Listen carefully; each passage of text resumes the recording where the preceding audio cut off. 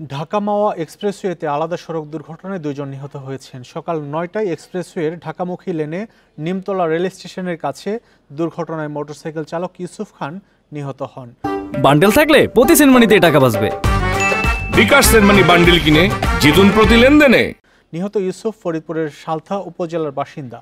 তিনি সকালে বাড়ি থেকে ঢাকার উদ্দেশ্যে রওনা হন। পথে নিয়ন্ত্রণ হারিয়ে মোটরসাইকেলটি সড়ক বিভাজকের সঙ্গে ধাক্কা লাগলে ঘটনাস্থলে মারা যান। এদিকে শুক্রবার রাত 2:30টার দিকে শ্রীনগর উপজেলায় ট্রাকের ধাক্কায় মোটরসাইকেল আরোহী নিহত হয়েছেন। এতে আহত হন আরও একজন। পুলিশ জানায় 2 মোটরসাইকেল আরোহী মাওয়া থেকে ঢাকার দিকে যাচ্ছিল। হাসারা ব্রিজের ঢাকামুখী লেনে পৌঁছালে একটি ট্রাক মোটরসাইকেলটিকে ধাক্কা দেয়। আহতদের উদ্ধার করে হাসপাতালে পাঠানো হলে চিকিৎসকরা একজনকে মৃত ঘোষণা করেন।